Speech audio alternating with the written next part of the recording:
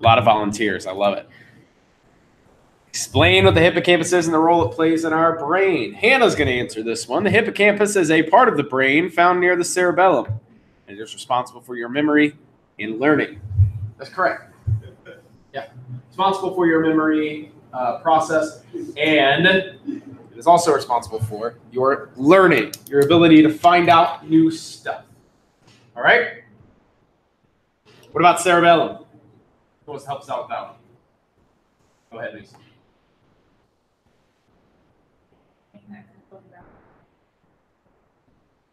Yeah, keeps you upright, keeps you on your feet, right? It's part of the hindbrain. It's usually behind the jaw. This is sort of where the hindbrain and the forebrain split, right here, right along your jawline. Okay? So really need the cerebellum because it allows us to walk and talk and be on our feet and be mobile and do things, right? Awesome. All right. Next part. What are the different parts of the brain? And what does each part do? That's what we're working on now. It's our section. Right? So, the pons, we talked about it before, talked about it yesterday. Involved in sleep, dreaming, and left-right body coordination. Right? So, your left brain communicating with your right side, and your right brain communicating with your left side. Right? Very important. The medulla. It controls life-sustaining functions like breathing, swallowing, and your heart rate.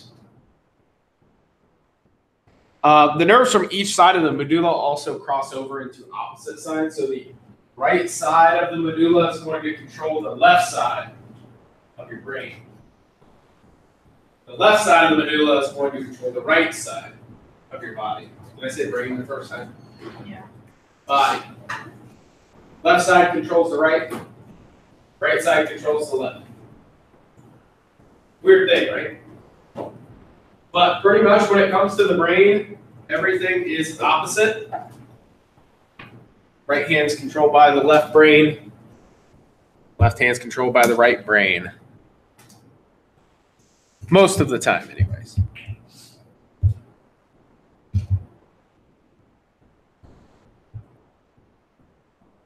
Next, we're going to talk about that RF, right? The reticular formation. All right. Responsible for general attention, like being interested in something, alertness, and arousal. So again, stuff we talked about yesterday. Just want to reiterate, make sure you got this down. And last, certainly not least, cerebellum. All right, and since it's part of our question, we definitely know this one. Responsible for the coordination, involuntary, and rapid movement. Rapid and fine motor movement as well. Need that.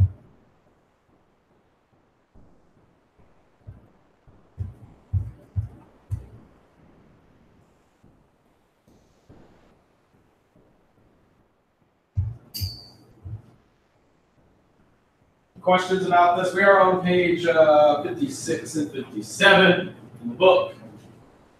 Did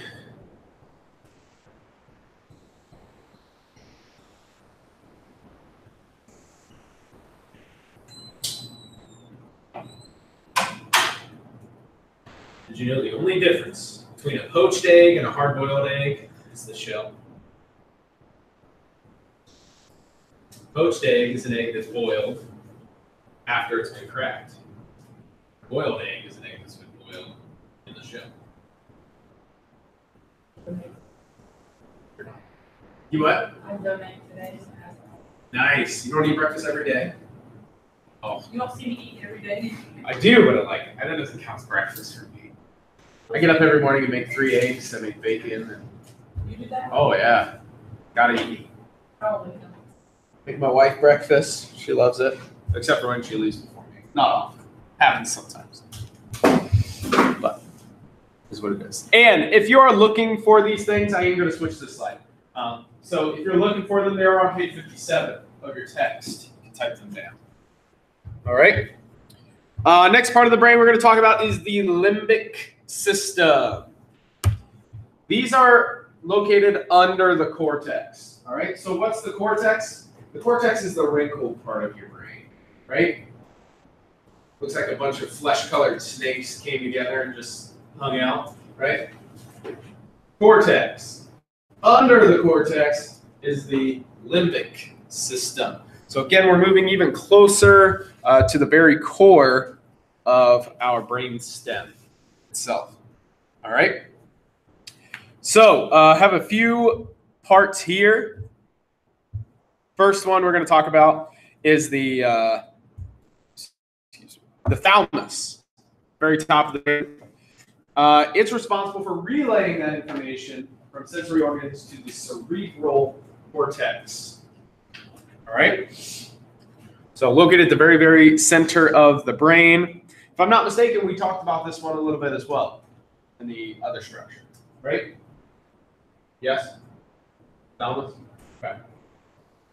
All right, so thalamus, again, to reiterate, is the transfer of information from, hey, I touched something, sends that to your brain and says, okay, what do I need to do?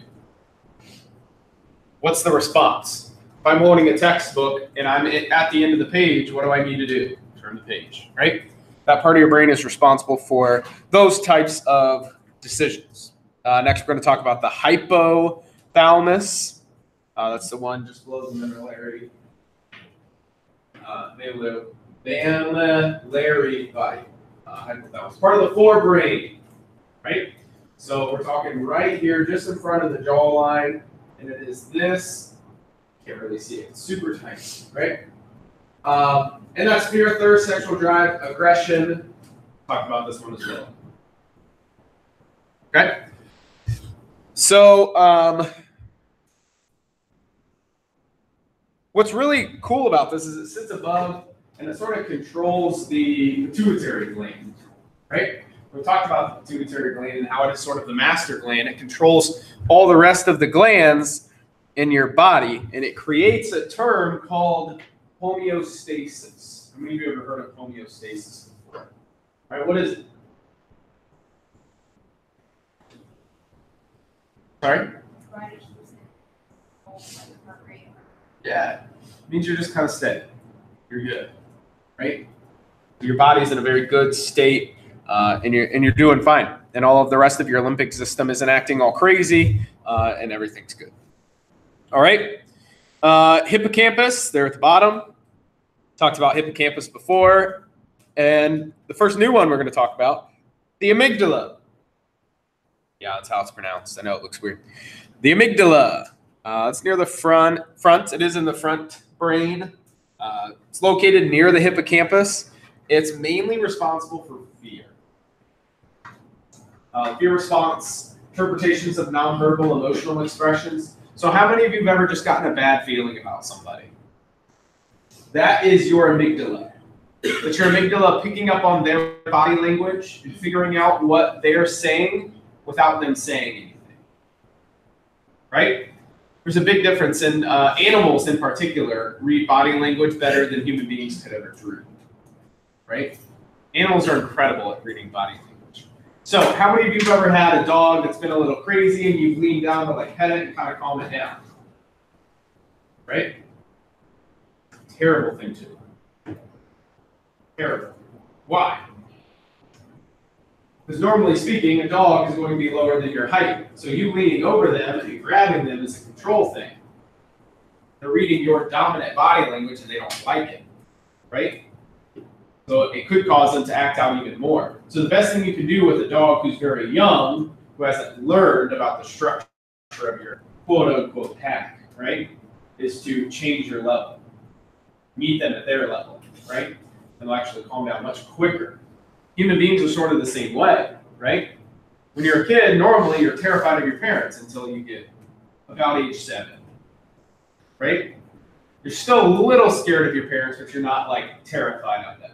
And then there's age 13, where you totally, pretty much for the most part, lose your fear of your parents. Unless they're an abusive parent, then that fear will continue to exist for a while, right?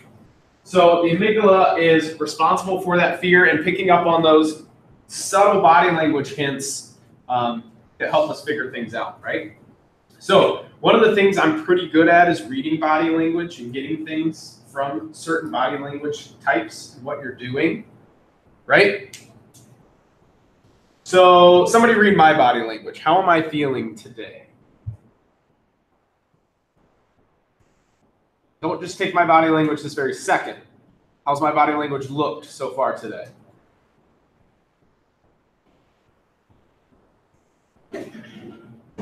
Huh? Kind of in a good mood, but not like extremely excited. Okay. Tired? I don't know. Tired. I think tired is a common emotion in the morning, but I'm usually not. I love it. It's my favorite time. Hey. I would say, I think, kind of building on what Luke was saying, I'm a little frustrated with my hair today. It's just not doing what I wanted to. It's not a thing. But I am excited it's getting very cold. Feel like that, right? Let's pick up on some of your body languages. Right? First of all, the first representation of body language is spatial, right? So those people who want to avoid confrontation at all costs will usually sit at the very back of the room. Jalen, Devin, Haley, are you confrontation avoiders? If you can avoid a confrontation, you're going to. Oh, no, I love it. I'm not talking about arguing. Oh, I love Okay, I think we're having a misunderstanding on the word of the meaning of the word. All right. So arguments and disagreements, sure, but I'm talking about like actual real confrontation. Like I'm going to stand in your face and tell you why you did something so terrible today that I can't stand you type of confrontation, right? The people who try to avoid this at all costs are either the people who totally shut down and don't listen to a word they have to say, or are incredibly harsh on themselves and will take every word that you say to heart. Huh? You can be both. You can be, right? So the people who value the content that they are learning usually sit in the middle. Whoa, surprise. They sit in the middle, right? Now, these people don't necessarily value any specific content. They value the content because it gets them somewhere, right? They value this content because it's going to make them a better something else, right? Or I value this content because I need to pass this class to graduate. Your other classes, you don't need this class is different. You don't want to fail because it goes on the transcript, right? Those types of things, right? People in the front want to know about this specific subject. Me. Right? Like you're intrigued by the idea of what's going on and you just want to know about it itself. Right? So spatially, you have that. But then there's all kinds of other things, right? And I've known you, what? 6 weeks now, 7 weeks. Some of you I've known longer because I had you in class last year. But I can pick up on things intuitively that are a little weird. Like I can tell most people whether they were spanked as a kid or not. I can usually tell you how many siblings you have. I can tell you like whether you had an abusive childhood. A lot of things based on your body language. Right? A lot of cool things. We're going to learn how to do it.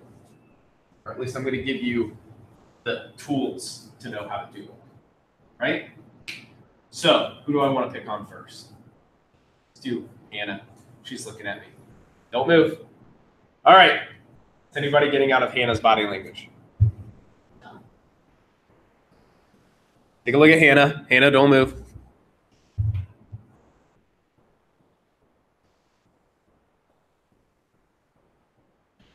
Here's what I'm getting. I'm getting a large amygdala response. All right? Basically, she's terrified that I was going to use her as an example. Yes? She was terrified that she was going to be the one to be read to do certain. But here's what I'm also getting, right? You have some sort of medical condition. And it's either something to do with your occipital lobe or something to do with your eyes or your eyesight in general. Yes? Right? You've been struggling with it for a long time. Years, plural. Right? 3 or 5-ish. Or shorter than that. Longer than that? How long? How many years? 7. Okay. 3 to 5. Pretty close. 7. So that means that was during your pre-adolescent developmental stage. So that means you had trouble making friends for a long time. Yes? Right? So, but you probably don't have a problem. You're probably fine. Right? I'm not talking about a big number of friends. I'm talking about having really close friends. I think you're either getting a lot better at it now or you are better at it already. All right? I had trauma in that pre-adolescent period as well, and I really struggled making friends when I was in school until I was nearing the end of high school, and I realized, wow, I'm a big jerk. Yours is not that. Yours is like the opposite. Right? You're scared people are going to find out who you are and not like you for who you are as a person. But they will. It's okay. Right? Am I wrong or am I right? Your amygdala response is like going crazy. You can't sit still. Keep covering your face. You have a self-touch gesture. You're touching your own hand. Right? Now you're covering your face again. Yep. All these body language cues are crazy. But here's one of my favorites. Some of you have seen this before. Donald Trump's body language. And primarily leaders of the world body language. So, who wants to come shake my hand? Haley, come on up. All right. Now, leaders of the world have certain types of body language in order to display certain types of dominance. So in this altercation, Haley has the dominant body language for now, right? Because we're facing you, so Haley's coming from stage right, which is your left, to shake my hand. Haley can do this, right? This is a traditionally accepted handshake from a male to a female. You grab the hand right here, right? So this is Haley demanding dominance, or at least obedience, from me. But since Haley already has the dominant body language, we can shake hands here. Now, what's the difference between our body languages right now? I'm open. You know when a dog shows you their belly? That's a submissive thing. Yeah, so your cat, right? Your bodies right now are seeing me exposed. So I have a less dominant body language. Haley's very closed off. You see her profile. You see her jawline. You see her hand on the handshake, right? So there are a couple things that world leaders do to change the dominance in this body language that you can do if you wanted to dominate some sort of interaction, right? One of the things you can do is cover the hand here, up at the wrist, right? Now I'm closed off, and you see the top of my hand, right? Or Donald Trump has his own unique way, right? Sure, your arm okay? You don't have any like arm injuries or anything? No. All right. Okay. He goes like double shake, boom. And if you think I'm kidding, watch him shake hands with somebody. He rips their arm off, right? He does this and then pats their shoulder, right? So this creates 2 points, right? So if you wanted to move your arm this way and this way, you could. Yeah. What if I do this? Can't move it as much. So now I control the pace of the handshake too. Right? Very different. Okay? Now, if you were Haley, when we flip sides, and I'm walking up to Haley, and Haley knows that she's going to have a submissive body language, she's a female, right? Which is just one of those things. She can do this. Right? And usually it'll go like this, maybe a kiss on the hand, right? That kind of thing. right? But one thing you can do is this. You could walk up and you could be having a conversation. You could say, yeah, and then you shake hands and you pose for the camera this way. Take a picture, right? So what happened? What do I have? What position do I have Haley in now? I'm closed off. I'm covering her hand. I have dominant body language here, right? This is the same type of body language you're going to have when you get your diploma. You're going to walk up on this side. The board member is going to reach to shake your hand and hand you your diploma, right? Yeah, right. So you're going to have this hand up, and I'm going to hand you your hands because the person on the board wants that down. Right? It'll either be like this, or they'll have you come from this side, and they'll hand it to you here. Either way, you're going to be closed off. They're going to be closed off, and you are going to be showing submissive. Right? Does that make sense? Another cool way you can demonstrate dominance or submissiveness is when you're going into a door. Nothing says you're a submissive person like allowing somebody else to welcome you into your own home. What I mean by that is this is my classroom, right? So it would not be uncommon of me to open this door, wait for all of you to come in, and then close the door, right? It's my room. That's what I do, right? But if one of you waited to close the door behind me, right?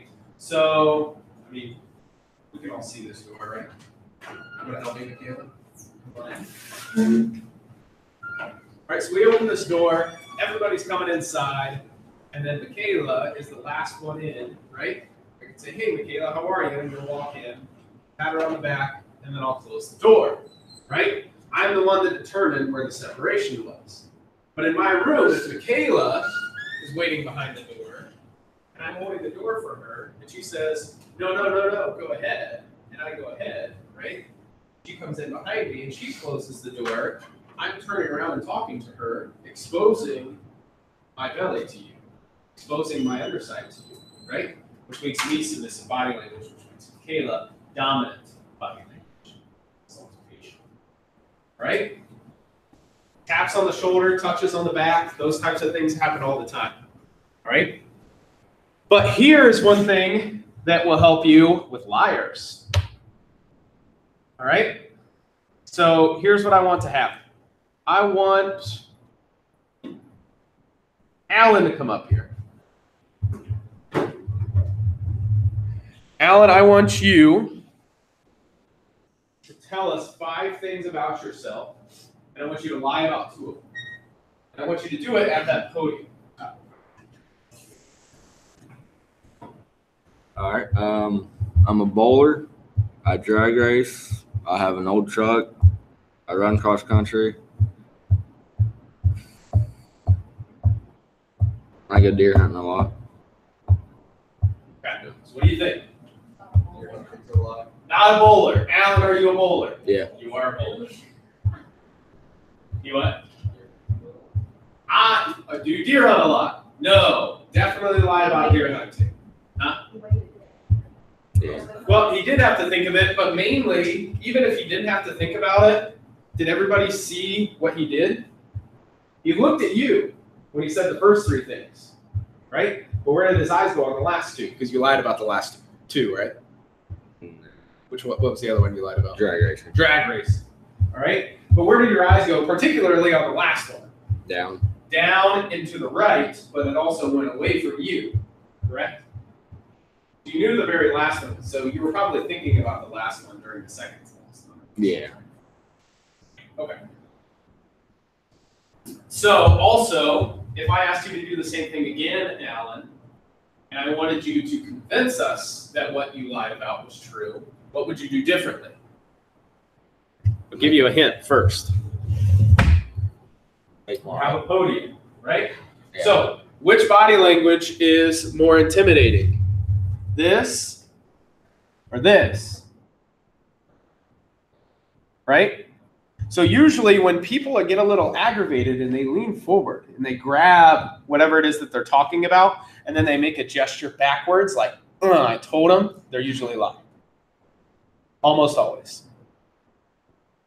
All right.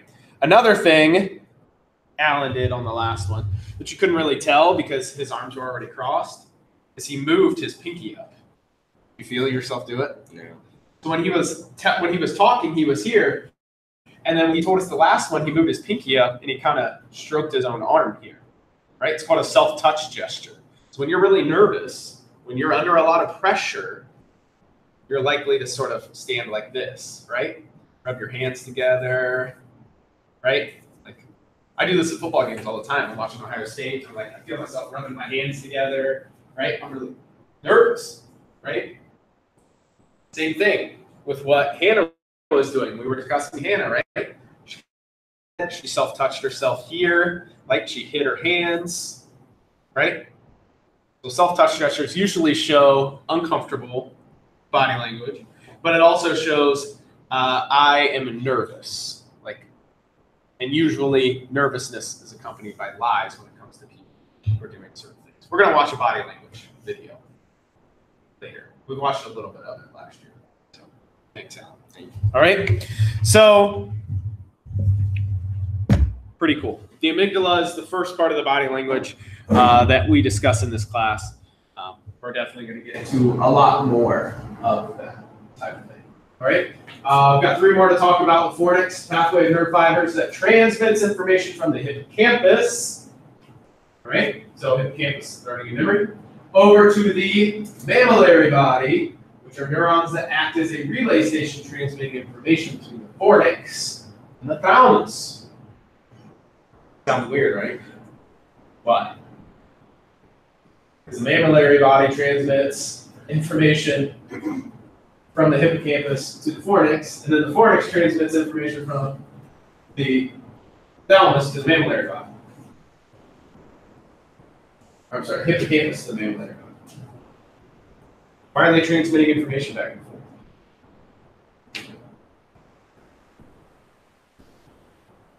Anybody have any ideas? Huh?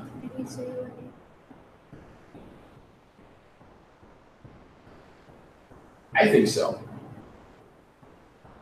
I think it works sort of like this, right? The fornix, with those nerve fibers, sending information to your hippocampus is your learning and memory, right? So I think the fornix is better utilized sending information during times where you're taking in new information, right? Conversely, here we have the thalamus. It relays information from sensory organs. I think the mammillary body is better at transmitting information when you have to think very quickly, right? When you're reacting, right? So like you're playing football and you're running the ball down the field. Your goal is to not get tackled, right?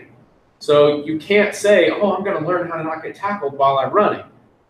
You have to just react and do things, right? So the fornix serves a purpose in that it's very like planning people. How maybe like you write out stuff in planners, and then you want to plan your speeches, exactly what you're going to say, blah, blah, blah, right? Mammillary body are people like, let's do this, let's do it live, let's go. Right? That kind of thing. Difference between the two. Last one we're going to talk about here is the cingulate cortex. Cingulate cortex is the primary cortical component of the limbic system. This is basically your emotions, right? And understanding, right? So this makes me feel sad. This makes me feel fearful, right? Whatever it may be, okay? And then once the cingulate cortex gets it, your response, your amygdala is activated, which raises your heart rate and releases adrenaline.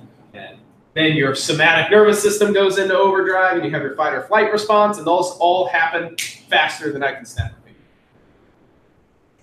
Right? So everything we've talked about just correlates. It all goes together. Right? The rest of these are also on page 57. Right? Isn't that the picture here? So. Sorry, 59. The rest of these are on page 59 if you need them. All right. So pretty cool. You know what? We can I think we can check this video out.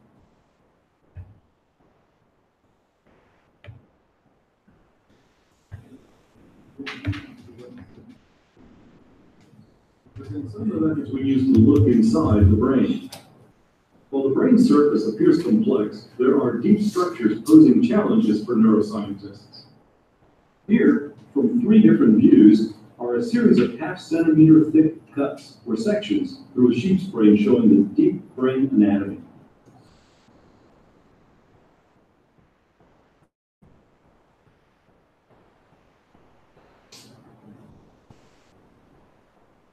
And one more view of a sheep's brain showing the interior of the brain.